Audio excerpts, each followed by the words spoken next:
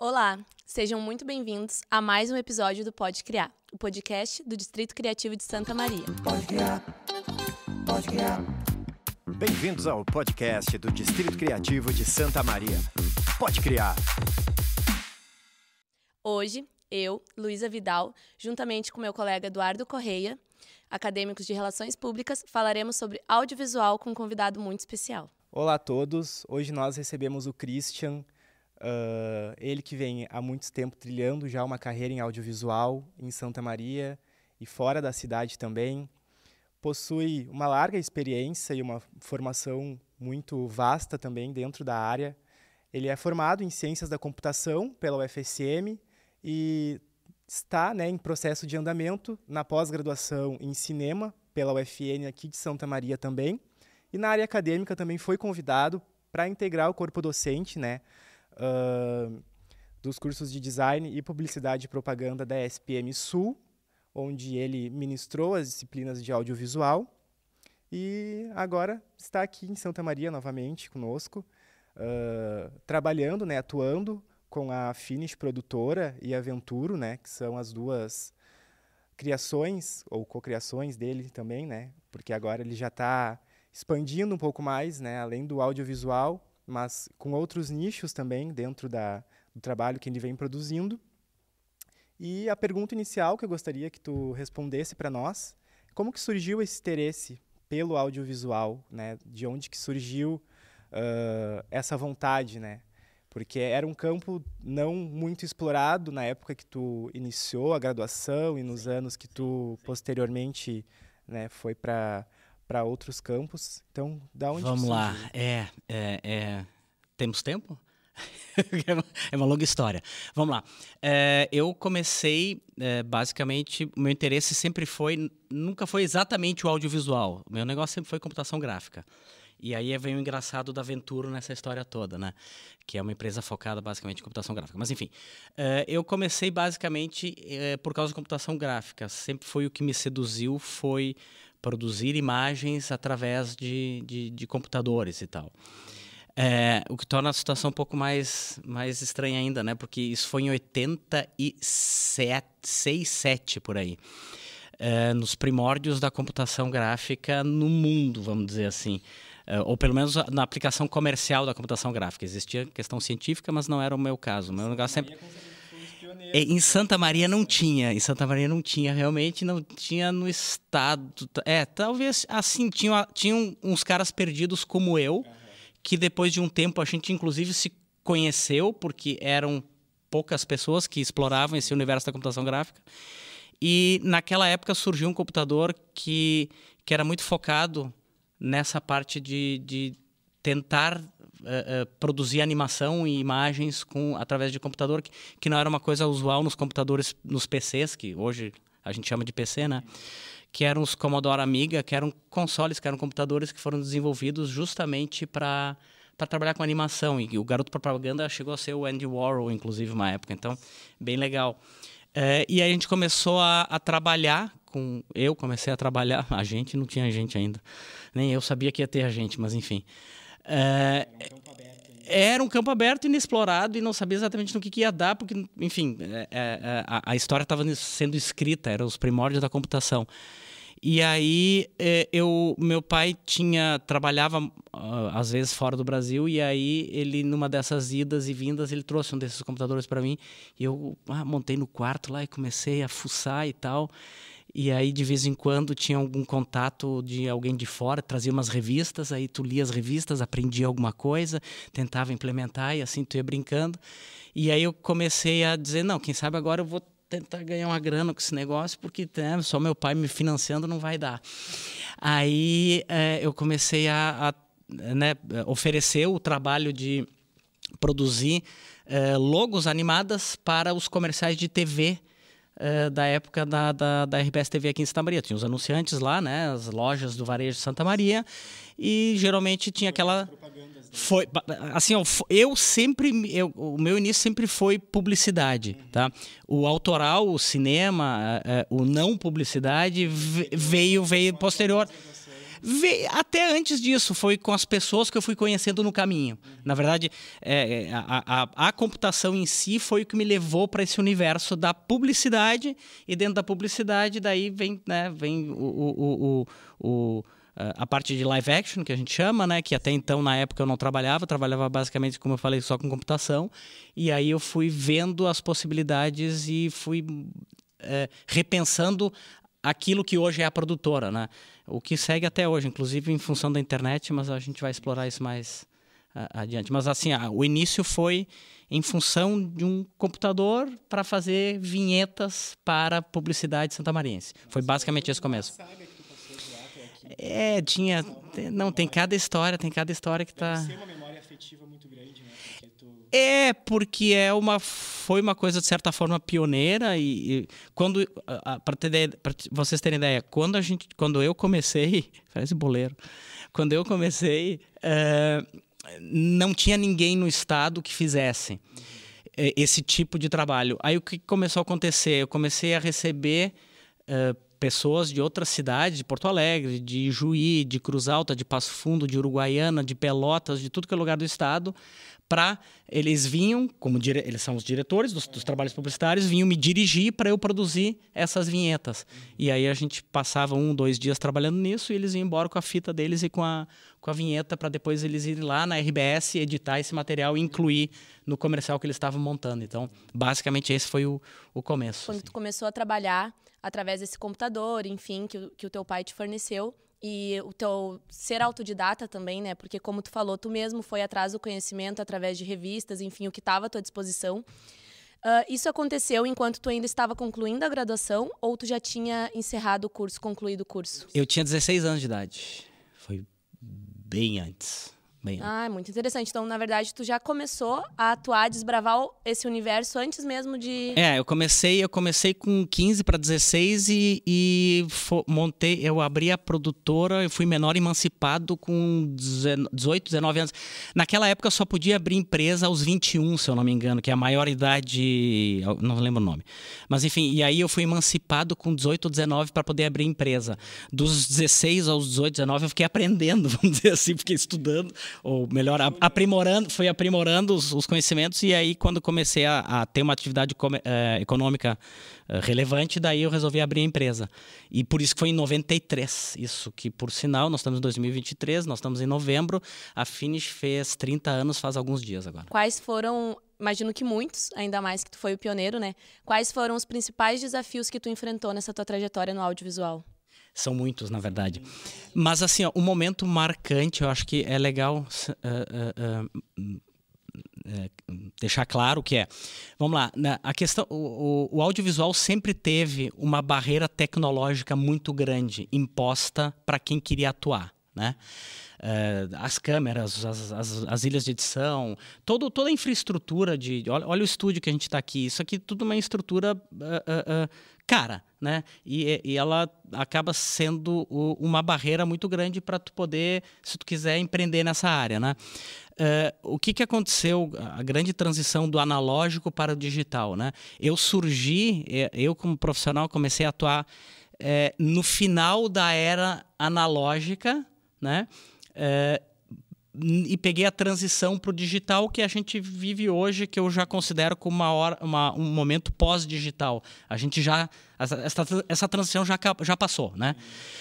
Só que no momento dessa transição, ou melhor, no momento imediatamente anterior a esse período de transição, os equipamentos custavam alguns milhares de dólares. Era muito caro ter um vídeo, por exemplo, quando eu comecei a trabalhar, quando eu abri a Finish em 93, eu pegava meus equipamentos, meu computador, e não tinha carro, eu pegava de ônibus. Cara, eu cheguei a pegar gabinete de computador, né, debaixo do braço, eu entrava no ônibus, ia até a RBS TV lá e conectava meu computador num videocassete desses da RBS para gravar a vinheta.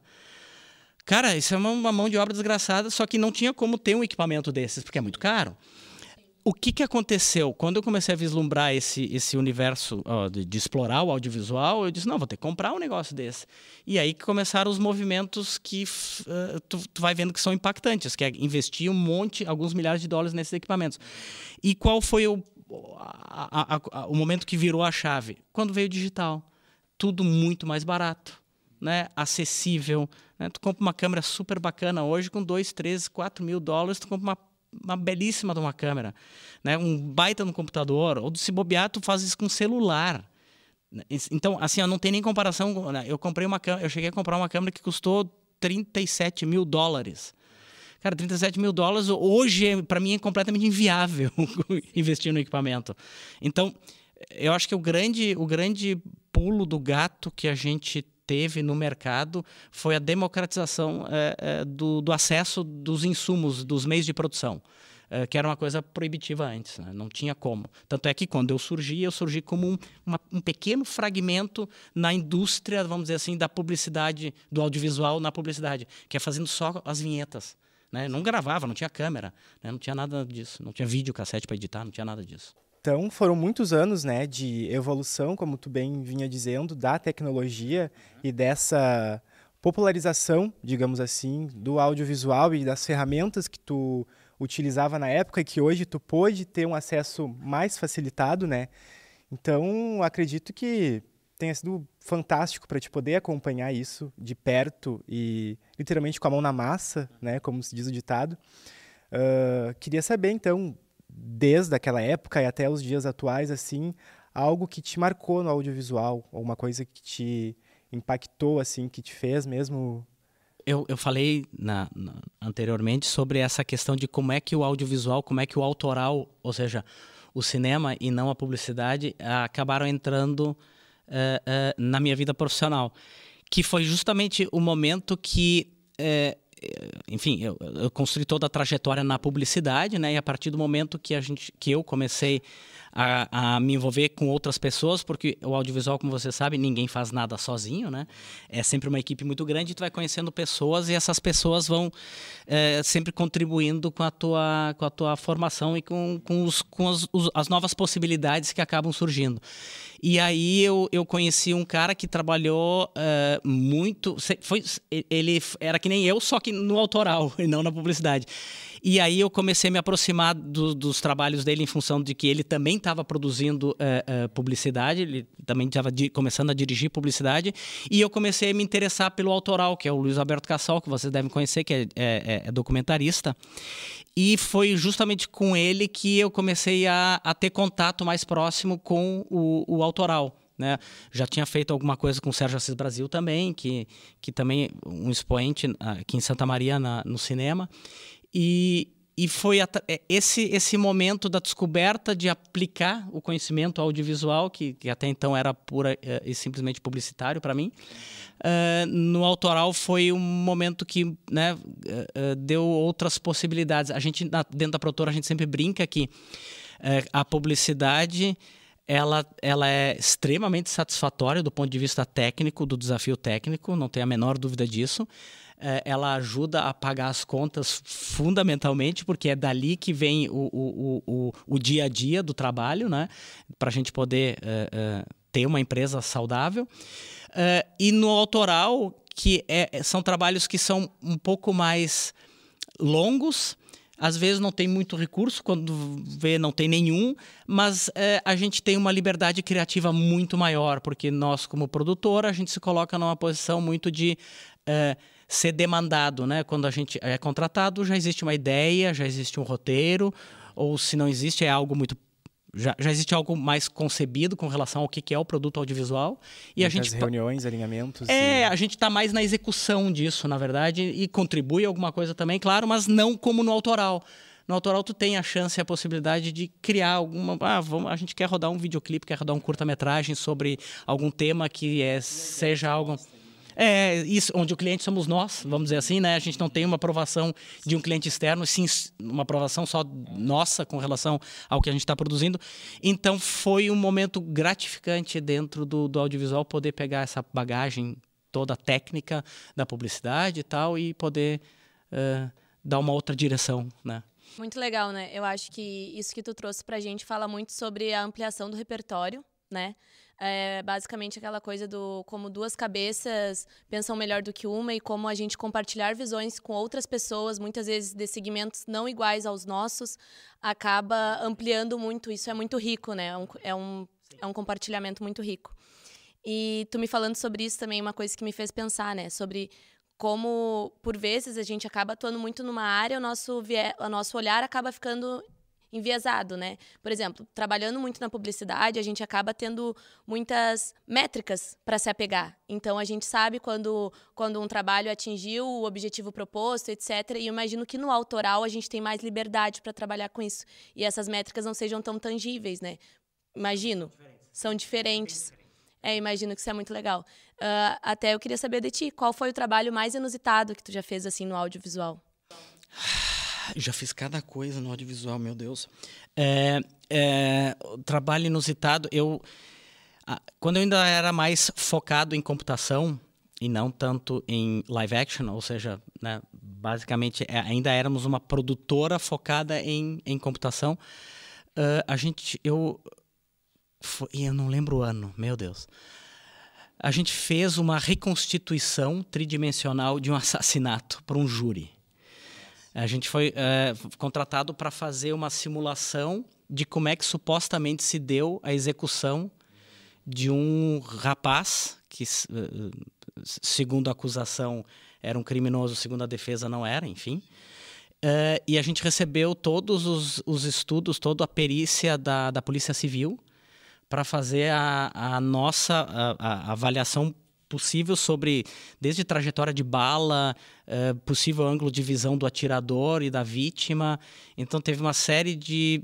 Foi um tanto desafiador. Não sei exatamente qual é o rigor técnico que a gente poderia conferir aquele material para que ele fosse realmente verossímil. Ser o mais preciso possível, né? É uma coisa muito, muito doida, porque como era um júri popular, eu também acho que essa peça audiovisual acabou sendo muito mais... determinante. Muito mais para ilustrar como é que o fato aconteceu do que realmente querer provar que foi daquele jeito, porque eu não tinha embasamento científico, né, para poder determinar exatamente o campo de visão do atirador e a trajetória de uma bala e o ângulo de... Não é minha área, não é comigo. Então, na época, eu e mais 2 colegas meus, a gente trabalhou nesse job, e aí a gente produziu esse vídeo e eu acho que ele foi usado no júri para causar mais impacto no júri com relação à condenação ou não desse rapaz, ou melhor, de quem supostamente executou ele, do que realmente dizer, foi tal, né, foi dessa forma que aconteceu. É mais uma peça publicitária para um júri. Dá para dizer que é isso. Bem desafiador, né? A gente pode dizer. Assustador, inclusive, não porque tinha eu fui de vender, mas tinha a intenção de demonstrar. Inclusive eu fui no interior de uma chácara, não sei aonde, mas assim, num lugar nos confins de Alvorada, onde ele estava escondido quando foi encontrado, executado ou morto, enfim, é um troço maluco, diferente, bem diferente. Só imagino. Enfim, acho que emendando com essa tua pergunta, seria muito interessante se tu pudesse falar para nós quais habilidades e técnicas e também comportamentais tu acredita que uma pessoa que queira trabalhar com audiovisual precisa ter e desenvolver. Ai. Aí nós vamos entrar numa área que é tensa. Olha só, depende muito para que área tu quer ir no audiovisual, tá? Eu, como você já deve ter percebido, eu sou um cara muito da área técnica, né? Não sou exatamente um cara criativo. Dentro da área técnica, se tu for trabalhar com algo da pós-produção que seja muito técnico, tu vai te deparar com ferramentas que são bem complexas, muitas vezes. Se tu for trabalhar com 3D, então, não precisa nem falar, né? É muito complexo. Então, a primeira coisa que tu tem que ter, se tu quiser trabalhar com a parte técnica no audiovisual, tu tem que ter paciência, resiliência, vontade de ficar apanhando e continuar apanhando mais um pouco, para depois progredir um pouquinho mais Ou seja, tu tem que ter muito tempo, muita disciplina, tu vai ter que abrir mão de muita coisa, tu vai ter que abrir mão de muito. Eu percebo, e aí que está a parte complexa que eu ia dizer, como eu na produtora passam muitas pessoas na produtora e as gerações mais jovens, por incrível que pareça, eu estou ficando velho, eu não sei como é que isso está acontecendo comigo, e as pessoas estão vindo mais jovens para dentro da produtora, é muito engraçado, e eu percebo que existe uma ansiedade e um imediatismo muito grande, absurdamente grande. Ninguém consegue conceber... Eu não tô, veja bem, isso aqui não é não é uma recomendação, tá? Mas ninguém consegue conceber virar uma noite trabalhando, tentando descobrir como funciona uma determinada ferramenta, né? As pessoas não pensam no trabalho como um início, meio e fim, sim como o final.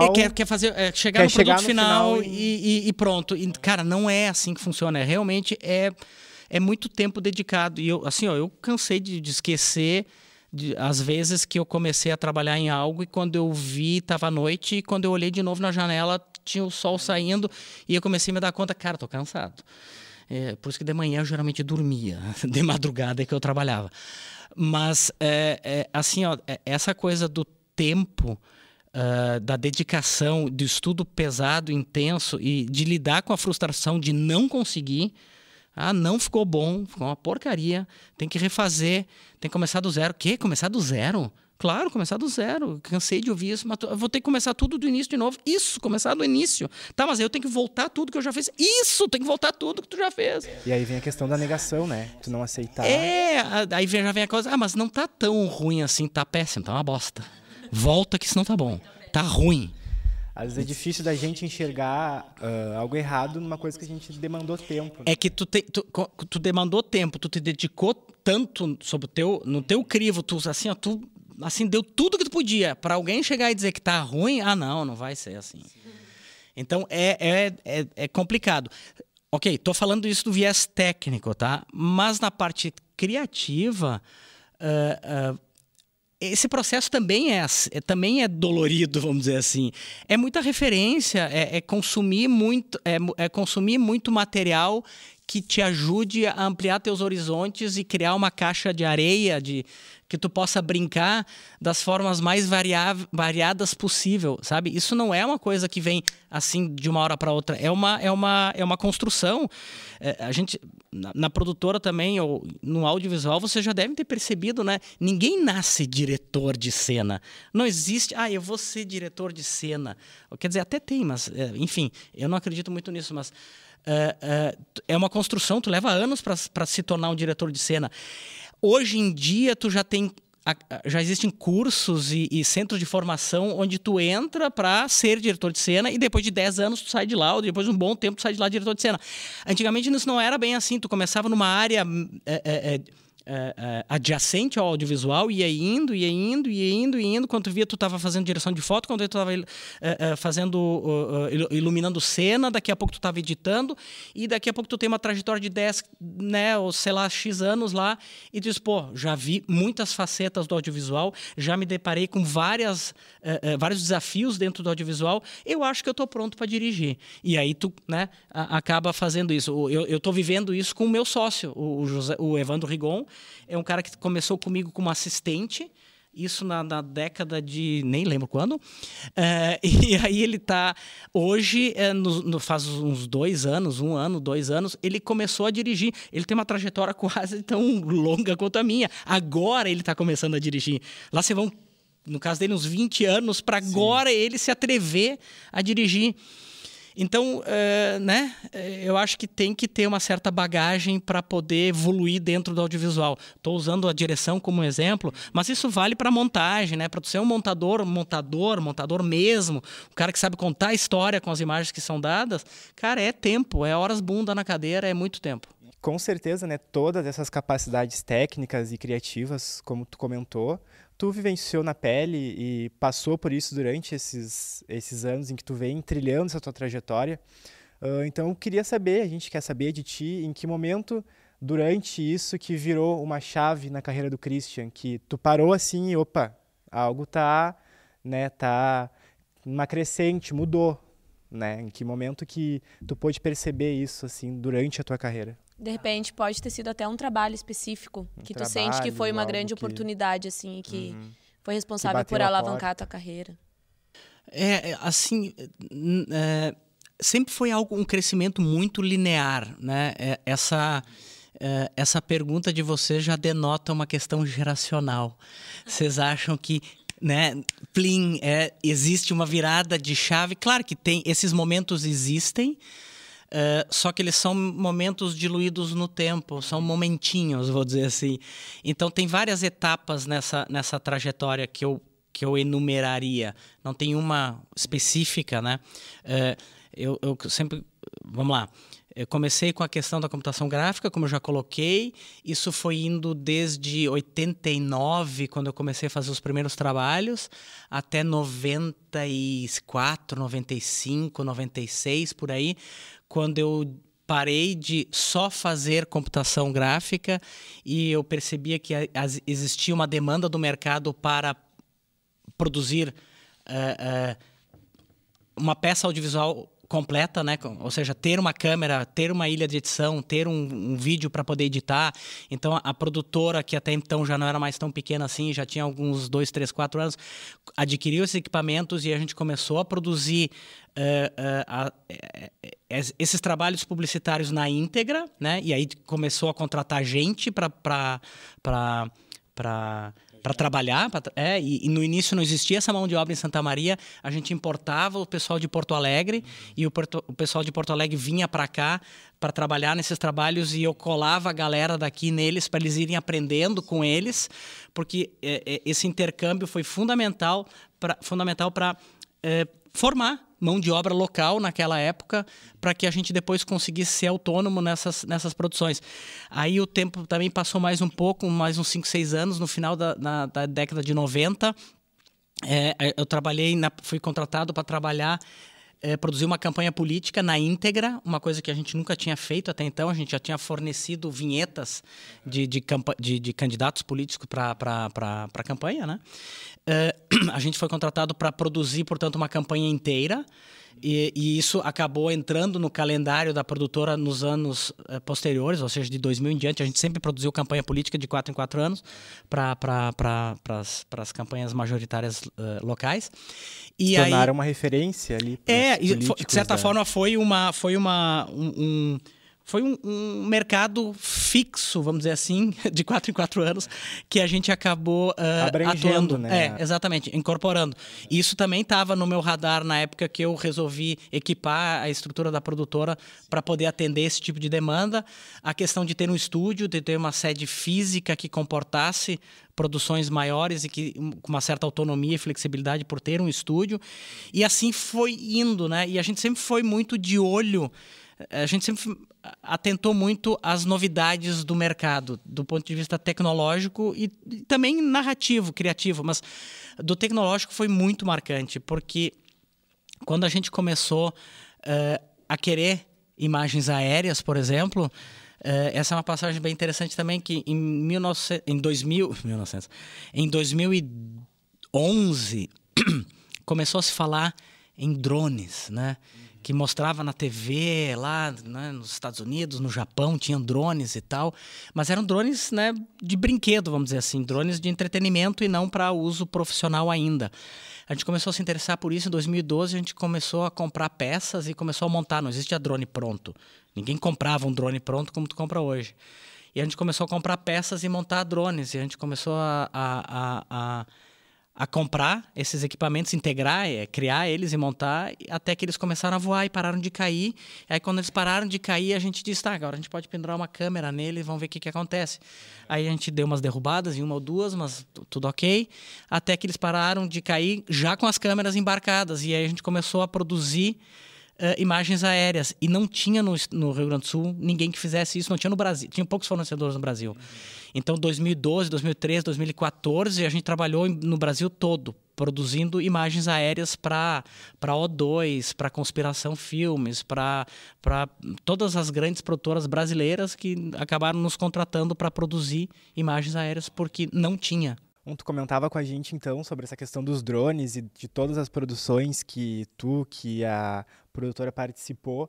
Então, eu gostaria de saber também, não só, claro, dentro dessa temática dos drones, mas campanhas publicitárias, né, que tu enxerga que tenham sido irretocáveis, né, dentro do Brasil. Algo que talvez tu mesmo tenha trabalhado, uma campanha publicitária que tu enxergou assim um grande potencial nela, ou que tenha dado certo, ou então que tu viu de fora também e que tu admira muito.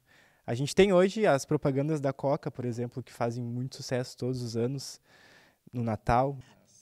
Eu não sei, tanta coisa em termos publicitários que a gente vê que eu tenho dificuldade de pensar uma e elencar ela. O que eu acho que é legal da gente ressaltar dentro da publicidade, eu acho que vem a questão da mensagem do que a publicidade pode trazer.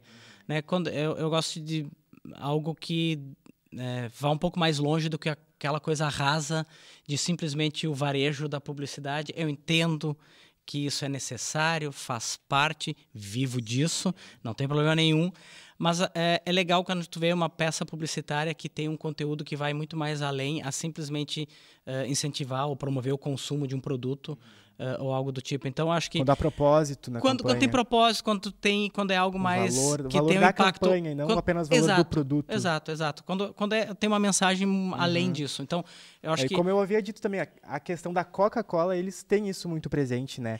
O valor do Natal, o valor da presença, Sim, mas tu tem uma marca muito forte envolvida. Tem. Claro que na publicidade é óbvio que tu vai ter sempre, mas eu acho que esse tipo de ação de conteúdo publicitário, eu acho que é o que tem que ser ressaltado e é o que a gente... acho que eu curto mais, pelo menos. Muito legal essa tua visão, né? Que amplia, vai além do convencional, das propagandas que a gente assiste na televisão e que muitas vezes tem apenas esse fim comercial, né? Acho bem interessante. Queria saber de ti também quais são os teus últimos trabalhos, os trabalhos mais recentes que tu tem atuado, se tem algum específico que tu gostaria de comentar com a gente. Eu tenho uma péssima notícia para vocês, então, porque eu virei um burocrata já há muito tempo e eu, na verdade, isso, quando...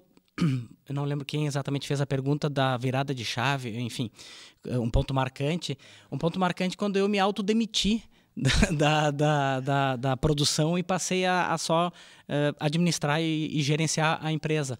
Porque isso também foi uma coisa meio inesperada. Eu não pensava que isso fosse acontecer, porque quando eu entrei nessa coisa da computação gráfica lá no início, é porque era um desejo meu e eu adorava aquilo, achava fantástico, incentivado por um tio meu, eu esqueci de falar isso, incentivado por referência de um tio meu, que a família a minha mãe é portuguesa, né, e toda a minha família por parte de mãe são todos portugueses. Meu tio trabalhava com produção audiovisual em Portugal e eu sempre acompanhava à distância os trabalhos dele e aquilo foi me seduzindo, e era computação gráfica também, era no audiovisual também, e eu fui para esse lado por causa desse estímulo. E eu sempre me imaginei, né, no futuro, com 50 anos que eu tenho hoje, trabalhando realmente nisso e tendo desenvolvido a minha carreira muito... aprendendo muito mais do que... Eu nunca tive viés empresarial, nunca foi quero dominar o mundo. Não. Eu queria profissionalmente crescer e ter trabalho e acabar trabalhando em produções mais relevantes e tal, e, enfim. Mas aí o tempo foi me mostrando um outro caminho, que quando eu comecei dentro do meu quarto. Depois do meu quarto eu fui para a sala. Depois da sala, meu pai desapropriou a garagem de casa e botou os computadores lá para trabalhar. Depois eu fui, né, assim eu fui indo aos poucos. Quando eu vi, tinha uma empresa com uma galera trabalhando. Aí eu disse, agora chega um ponto que eu parei de sentar na frente da máquina, sentar na frente do computador, ou ficar atrás da câmera, e fico mais dedicado a gerenciar e administrar a empresa e tentando ver os novos rumos, vamos dizer assim, do nosso mercado. Foi a hora de expandir as visões. É a hora de, dentro dessa expansão de visão, encontrar o caminho a seguir. Entendi. A gente pode dizer, então, que tu saiu do operacional e passou para a parte da gestão da empresa. E teria algum trabalho, então, recente da própria produtora que tu gostaria de compartilhar conosco? Tem um material que está no ar agora, por sinal, ele tem uma característica, várias características bem legais. Uma delas é que a gente até fala isso nos bastidores dentro da produtora, que isso também foi uma coisa que eu não falei ainda, que o nosso trabalho como produtora mudou muito por causa da internet, né? Até então a gente era basicamente televisão, né? A gente produzia comerciais de 30 segundos, de vez em quando de 15, mas 30 segundos, e ia para a RBS TV ou para uma emissora de TV para ser transmitido. Isso, né, em 2012, 10, por aí era a realidade, e aí começou a haver uma transição que agora é muito raro a gente mandar um comercial para a TV. É bem raro a gente produzir alguma coisa para a TV, porque a gente produz basicamente para a internet. A nossa janela de exibição meio que mudou de lugar.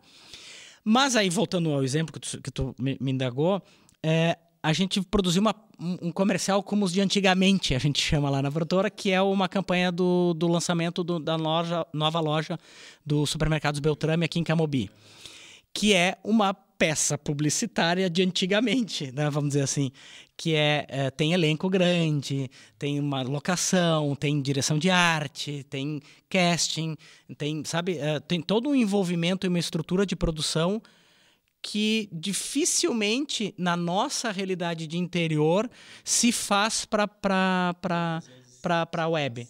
Poucas vezes faz para a TV, que dirá para a internet.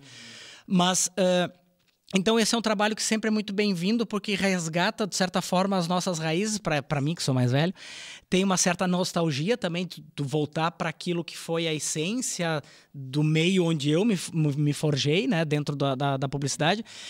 Então é legal sempre ter esse tipo de oportunidade de poder ver de novo uma produção antiga dessas no ar. Não, é fabuloso a gente acompanhar isso. Eu não participei, né, enfim, mas eu vi não a produção, mas as postagens de vocês, acompanhei sim, tudo que vocês publicaram no Instagram, e realmente, assim, incrível, né?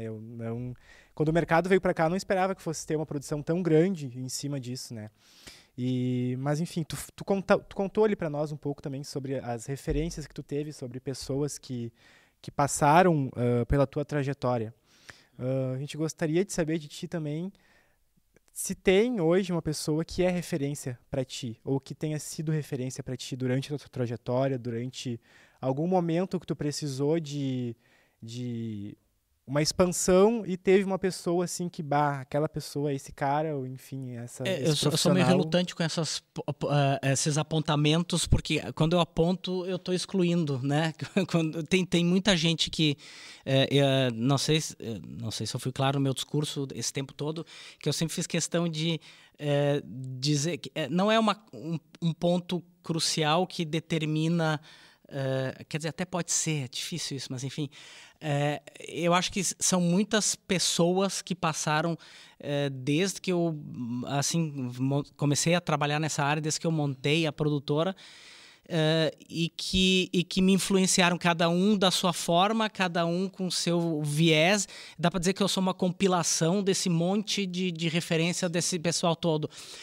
Eu citei o Cassol porque, o Cassol é um cara que, além de ser bastante conhecido, trabalhou muito tempo, é um cara, além de tudo, é um amigo meu também. E que segue no audiovisual e segue fiel às origens dele no que diz respeito ao documentário e ao autoral, porque foi realmente um ponto marcante e que fez essa transição. Mas tem várias outras pessoas. Eu trabalhei com profissionais excelentes, o Luciano Ribas como na parte de direção de arte, o Gerson Klein, que lá no início também foi um artista assim, de mão cheia, trabalhando muito com animação. O próprio meu sócio, Evandro Rigon, que é um cara fora de série, que também sempre teve a visão de ir galgando cada etapa com muito afinco e dedicação, para ir aprendendo e progredindo. Cara, é muita gente para elencar. Hoje, na produtora, por exemplo, a gente tem o Léo Roatti, que é um cara que, apesar de não ser jovem, não ser velho, não é tão jovem assim, porque é um cara mais próximo da minha idade, assim, mas também é um cara que muito contribuiu, porque apesar de ele ser um cara, ele também tem muitas facetas diferentes do usual para alguém que é do audiovisual. Ele é um cara formado em teatro, ele é doutor em novas tecnologias e trabalha com publicidade e também com autoral, então é uma mistura maluca. Então, essas pessoas, essas referências, essa galera que faz com que a produtora exista. Eu acho que esse que é o grande lance. Não precisava necessariamente ser uma referência, mas esse compilado que tu fez eu acho que de falei pessoas que passaram pela tua trajetória e que, de certa forma, deixaram a marca delas em ti, né? Falei que não ia falar e falei. Mas, enfim, e aí deixei um monte de gente de fora e eu já fico atucanado. Putz, não falei do Lucas, não falei do André, não falei do Caveira, sabe? Uma galera, muita gente que passou. Só para você ter ideia, por exemplo, a Anne Bajotto foi uma das primeiras diretoras de publicidade em Santa Maria. Ainda tem, que é a Cuca Vicedo, que até hoje ainda atua, que é uma baita diretora também. Mas a Anne trabalhou com a gente na Finish muito tempo e foi ela que me levou para a SPM para ser professor, porque ela depois foi embora de Santa Maria, trilhou a área da docência e, num determinado momento, precisavam de um maluco lá e aí ela lembrou de mim e me chamou para dar aula lá. Então, olha como é que as coisas vão se conectando, assim como se afastam, voltam a se conectar de novo. Qualquer área, assim. Acho que não é só audiovisual, mas o audiovisual é muito móvel. Então, acho que ele propicia esses encontros e desencontros de maneira mais intensa. Eu acho que esse comentário que tu fez, né, sobre não ter uma referência exclusiva, mas foram, sim, várias pessoas que agregaram de formas diferentes na tua visão em relação ao audiovisual. Acho que isso tem tudo a ver com o que tu comentou, né, sobre o enriquecimento que foi quando tu trabalhou com uma pessoa do audiovisual que não era desse viés publicitário, mas sim do viés autoral. E eu acho que tem tudo a ver também com o comentário que tu fez quando a gente perguntou quais habilidades a pessoa teria que desenvolver tecnicamente e comportamental. Porque eu acho que essa tua visão, né, sobre o quanto diferentes pessoas enriquecem de maneiras diferentes, tem tudo a ver com a humildade profissional, né, de tu entender que eu acho que isso tem muito a ver. Acho que é um pilar que tu trouxe bastante pra gente, assim, que muito mais do que habilidade técnica, a pessoa precisa ter a humildade de aprender. Então, eu queria encerrar essa nossa entrevista te perguntando de que forma que tu se mantém atualizado atualmente em relação às tendências do audiovisual, essas mudanças que vêm acontecendo de forma muito constante e muito rápida através do ambiente digital, né? Tanto de equipamentos quanto de ferramentas para estar trabalhando no softwares, enfim, né? Bom, claro, a internet facilitou muito, ou facilita muito, porque a gente tem, né, muitos lugares para se informar, para ir atrás e para assistir, mas a questão da atualização, eu acho que é uma coisa meio intrínseca ao nosso meio, o ambiente de trabalho, porque anteriormente eu também falei que nós somos muito demandados por quem nos contrata. Quem nos contrata já vem com uma semente criativa posta. A gente absorve essa semente criativa, esse início, quando não é algo já mais desenvolvido, no roteiro e tudo mais, e desenvolve isso. Então, naturalmente, tu te obriga a te conectar às coisas que estão acontecendo, porque essas ideias que vêm, elas vêm, né, não é do nada, elas vêm de um contexto, e o contexto é a contemporaneidade, e essa contemporaneidade acaba caindo na nossa mesa, na nossa frente, e a gente acaba exercitando isso e contribuindo com aquilo que a gente, né, consegue agregar de alguma forma, mas como basicamente a gente é muito estimulado pela realidade, então a gente acaba tendo que, né, se não fosse assim, se não quisesse, mas acabaria sendo, a gente acaba tendo que se atualizar, até quando é proposto alguma coisa que a gente não conhece, que a gente não tem afinidade ou que nunca executou, tem que ir atrás, tem que pesquisar, tem que estudar, não precisa esperar um mês para uma revista chegar em casa, né, ou na empresa para tu ler como é que se faz, ou se informar. Hoje tu acessa e tá ali tudo na hora, é uma barbada, quando não tem um filtro já que faz, ou um plugin que resolve. Então, basicamente é assim, eu acho que a realidade nos atualiza. Se atualizar e manter sempre um padrão de inovação, né? Aí até dentro disso, agora queria encaminhar mais para o final da entrevista. A gente tem em Santa Maria hoje um distrito criativo, né, que está numa vertente muito grande, numa expansão dentro da cidade. E gostaria de saber, assim, de ti, tu que participou da ONG, né, de Santa Maria Cinema, que desde 2001 realizou grandes festivais, sendo um dos maiores do Rio Grande do Sul, enfim, que hoje não está tanto nessa crescente, né, mas que talvez com esse distrito criativo possa ter uma nova oportunidade de crescimento, um novo olhar, talvez até a própria cidade voltar a olhar novamente para esse festival e para essa ONG. Então eu queria saber assim como que o distrito criativo pode ajudar nessa retomada. Vamos lá, eu acho que essa questão do distrito criativo ele vem muito a calhar, de certa forma é uma reprodução física do mundo digital, né? É um lugar onde a gente tem como explorar vários aspectos do universo da criatividade num único lugar, né? De maneira centralizada. Então, tem lugar para o festival, para mostras autorais, como tu colocou, tem lugar para novas tecnologias sendo empregadas para o audiovisual também, acredito que, né, nos estúdios e tal, pode ser um lugar de pesquisa e de formação nesse sentido. Então, acho que ter um lugar que centraliza tudo isso e que respira esse ambiente de inovação e de desenvolvimento para o audiovisual, pô, é muito bem-vindo, porque tudo aquilo que tu nicha, que tu foca, porque a questão da inovação é algo presente, não é só no audiovisual, vamos combinar, né? Em todas as áreas, né? Tudo na nossa volta.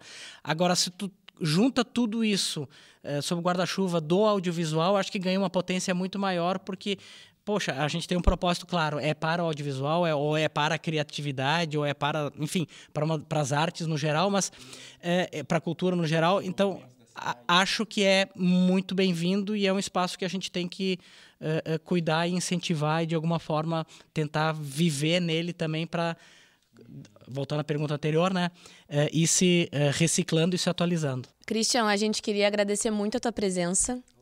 É um privilégio para nós ter esse teu tempo disponibilizado, contar com todo esse teu repertório, com toda essa tua bagagem, e tu estar aqui disposto a contribuir com o conhecimento da gente que está começando, nós que somos acadêmicos, e muitos, inclusive, querem trilhar esse caminho do audiovisual. Tenho certeza que esse podcast vai ser muito enriquecedor.